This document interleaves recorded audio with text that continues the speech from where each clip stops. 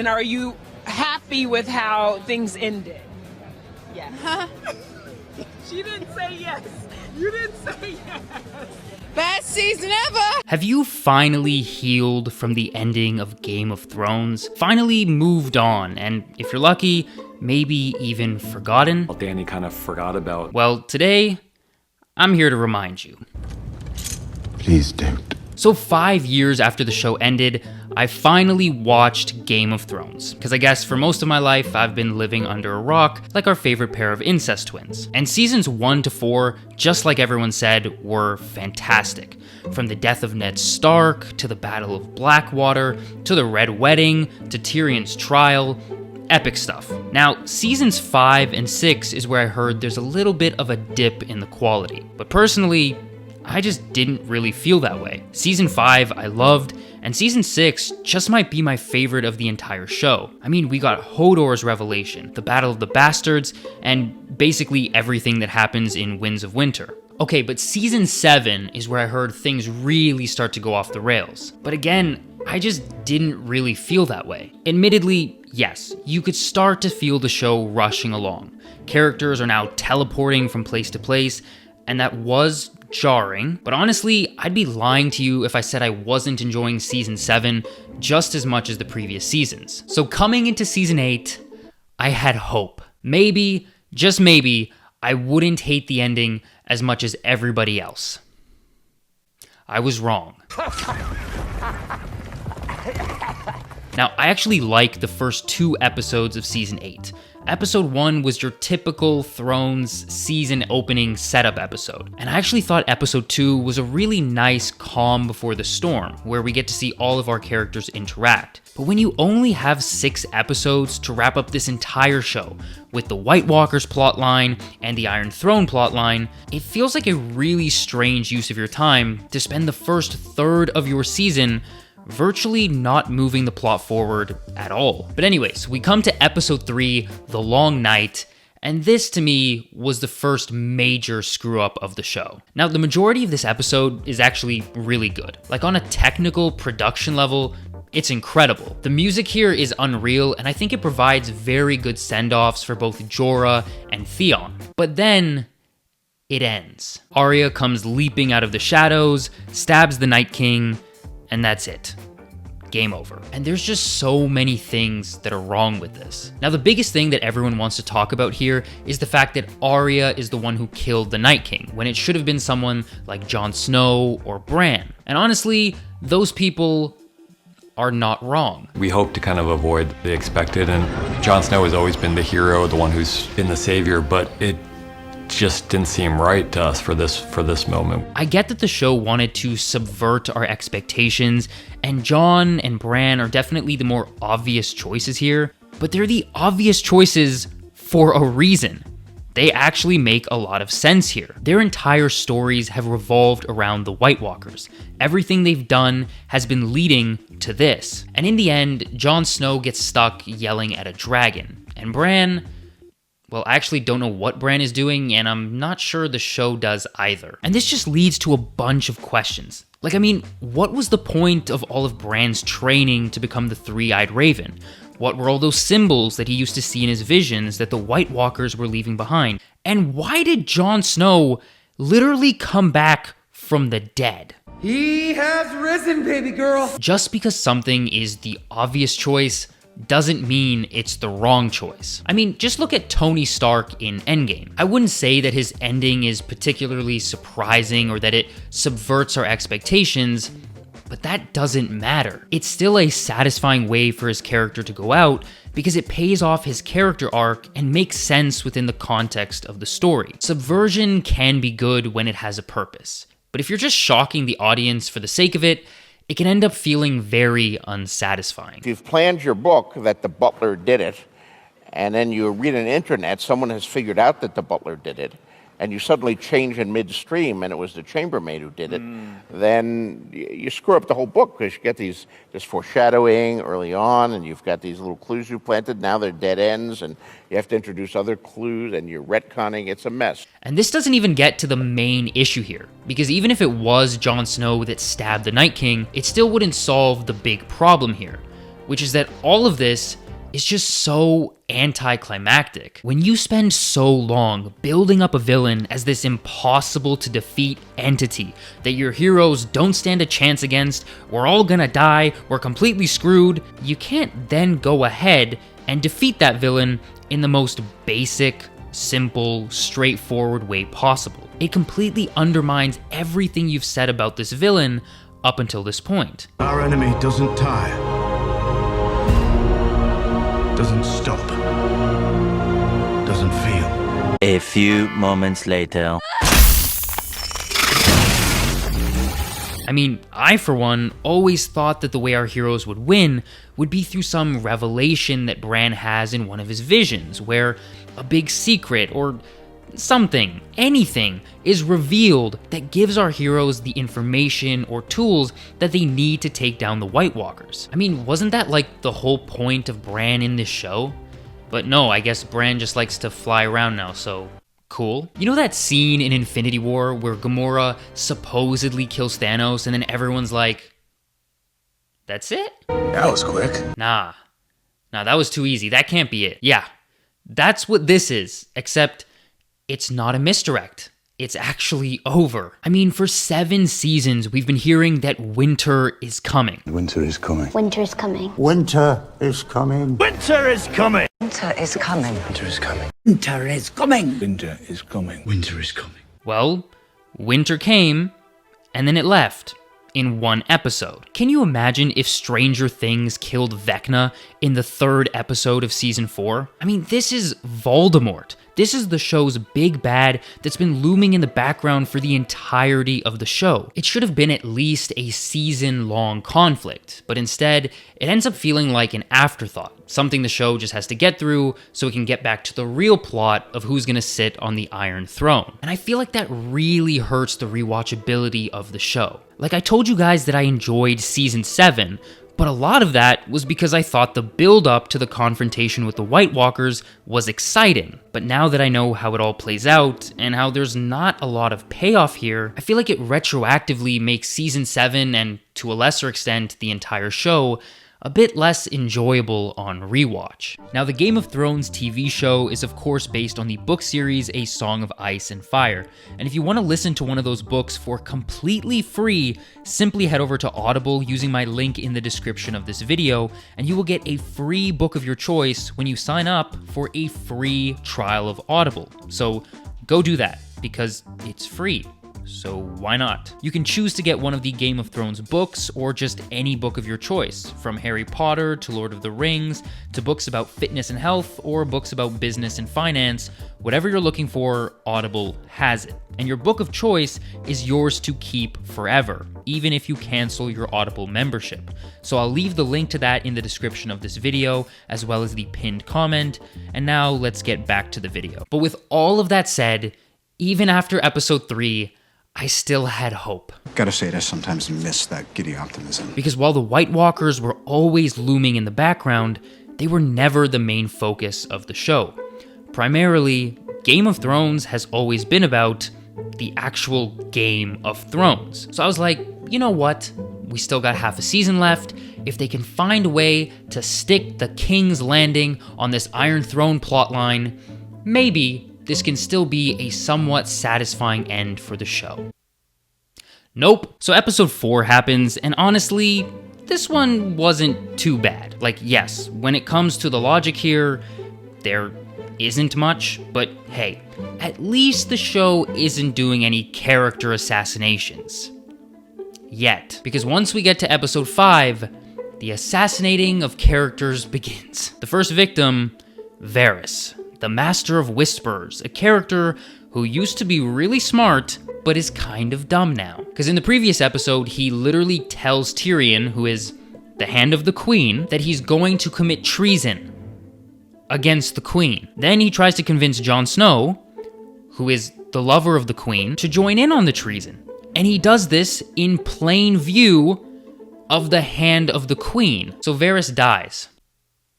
Like an idiot. Now, Tyrion is the one who tells on Varys, which would be fine if he actually opposed Varys' viewpoints, but he doesn't. Because literally right after Varys dies, Tyrion starts making the same arguments to Daenerys that Varys was making. So why did you snitch on him? Like, clearly you feel the same way that he does. You share the same fears and apprehensions that he did, so why did you get him killed? But anyways, this all brings us to our next victim, Mr. Jaime Lannister. So in the previous episode, after Jaime and Brienne finally get together, Jaime decides that he's got to leave to go back and be with Cersei. And at first, when this was happening, I was like, oh, he's doing the classic hero thing. He's gonna say some hurtful nonsense to his lover to try and push her away so that he can go off and do what he has to do. Maybe kill Cersei or something. Like, we even see Tyrion do this exact thing earlier in the show with Shae.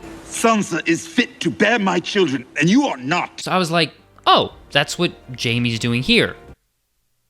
Nope. He actually decides to just run back to Cersei. He completely goes back on his entire character arc. Now, in the process of this, Jaime gets caught leaving Winterfell, which immediately I was like, hold on, because in the previous episode, you know, now that I'm actually saying this out loud, maybe episode 4 really was bad. But anyways, so in the previous episode, Bronn literally walked into Winterfell with a crossbow in his hands, threatened the lives of Tyrion and Jaime, and then walked out of Winterfell, supposedly with the crossbow still in his hands. And he wasn't caught, but somehow Jaime was.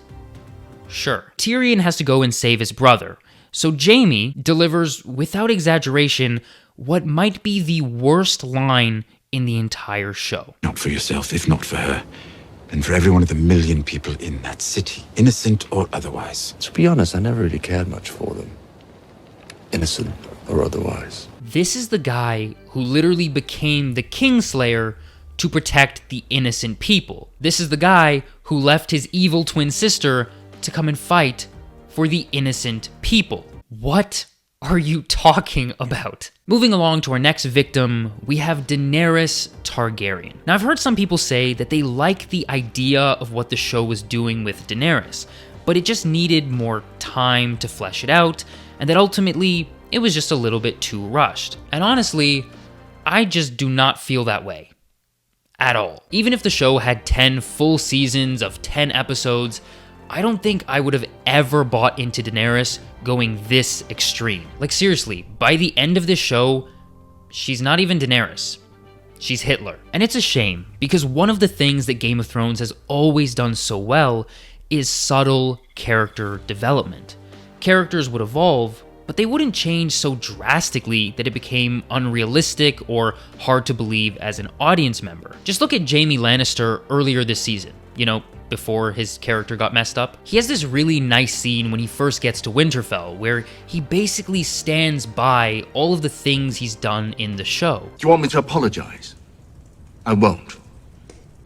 We were at war. Everything I did for my house and my family. I'd do it all again. It shows the audience that this is still the same guy that you've been watching since the beginning of the show. More evolved and developed? Sure, but not completely detached from who he was. Or we can even look at the Hound, a character who has obviously grown throughout the show, but even by the end of it, he's still grumpy and generally unpleasant to be around. And these more subtle character developments really work for me, because they actually feel realistic and believable. But when it comes to Daenerys, all of that is just thrown out the window. And the execution here is even stranger. Like, it feels like the show is going out of its way to make Daenerys as psychotic as humanly possible. Like, just imagine for a second the show had played out like this. Daenerys is sitting on her dragon, but they refuse to ring the bells.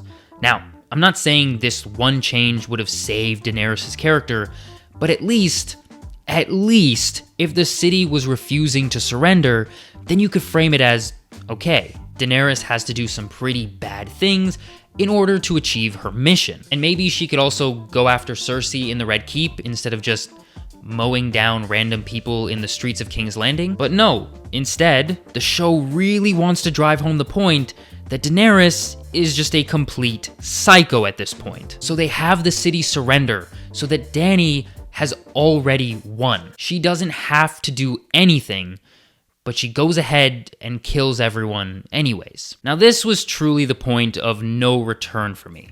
After this decision, there just simply was no way for the show to salvage things. The city is burnt down, Jaime completes the destruction of his character arc by dying with Cersei, and the Mountain and the Hound have the stupidest fight that was also kind of hilarious, so I'll give it that. So finally, we arrive at the last episode, which brings me to the victim that is most personal to me. Jon, the bastard that's not actually a bastard, Snow. Because this guy is my favorite character in the entire show, and I haven't mentioned him yet in the video, but essentially, throughout this season, he's been limited to saying some version of the line, She is my queen. He's been completely robbed of the willpower and conviction that defines his character. I mean, this is the guy who couldn't even stand by and watch a stranger Sam Tarly get beat up at the Night's Watch. This is the guy who left the love of his life to warn the Night's Watch because it was the right thing to do. This is the guy who literally brought wildlings south of the Wall because he believed it's what had to be done, regardless of the personal cost to him. And now, well, he just stands there. He stands by when Dany burns Varys to death, he stands by when others try to warn him, and damn, he even stands by after Daenerys has burned the entire city down. Also, what was the point of Jon Snow secretly being a Targaryen? Like, it was this big mystery throughout the entire show of who his parents were, and we finally got this massive revelation at the end of season 6, and it went nowhere. Like, in the end, Jon Snow being a Targaryen amounts to absolutely nothing. And this pretty much sums up everything that's wrong with the final season. A massive lack of payoff. Whether it's through an unnecessary desire to subvert expectations or simply a lack of planning, the show fails to deliver on build-up 7 seasons in the making, where plot threads, too often now, have turned into dead ends. Luckily, he does get at least one thing to do this season by killing Daenerys, whose dragon immediately finds them, but doesn't kill Jon Snow, but instead the Iron Throne? Because dragons understand symbolism now. And all of this brings us to the final resolution of the show. The question that's been burning in everyone's mind since the beginning. Who will sit on the Iron Throne? And how do they resolve this plotline? Well, they have people sit in a circle. And Tyrion goes, I think it should be Bran. And then all of these representatives from these power-hungry houses who've been fighting and plotting and backstabbing to try and get the Iron Throne for 8 seasons are all like, yeah, Bran's cool. I met him like 6 seconds ago, but yeah, let's go with him. Why not? Some of you may be quick to forgive. The Ironborn are not. A few moments later. No, seriously, like, Tyrion is brought out as a prisoner, and he's immediately told, You are not here to speak! So of course, naturally he proceeds to talk. There's nothing in the world more powerful than a good story. Nothing can stop it. No enemy can defeat it. And gives like a 5-minute long speech, which culminates with him saying, And who has a better story than Bran the Broken? Literally everyone. I mean, Bran was literally left out of an entire season of this show because his character had so little to do. And speaking of good stories, how about the guy who started off as a lowly bastard boy, rose through the ranks to become Lord Commander, literally died and came back from the dead, who's been revealed to secretly be the true heir to the Iron Throne? Was that story not good enough? Or what about Sansa, who started off as a foolish and clueless child, but through her suffering and mentorships has had one of the biggest character growths in the entire show? Or what about Tyrion, the always underestimated imp who constantly proved himself worthy and gained respect everywhere he went because of his smarts and bravery? I mean, hell, even Arya. I would have been cool with Arya. But Bran? Bran's not even a human anymore. Like, they're literally putting a robot on the Iron Throne. It's all just so unsatisfying. Game of Thrones, a story that's been all about strategy, cleverness, alliances, and betrayals, basically a political game of chess this entire time, wraps up without any of that. It simply wraps up because Dany has a bigger dragon than you. I mean, Dany has a dragon and Cersei doesn't. Nobody outsmarts the other, it's simply that one has more firepower. Game of Thrones ends not so much with a battle, but just a one-sided massacre. And nobody actually wins the Iron Throne.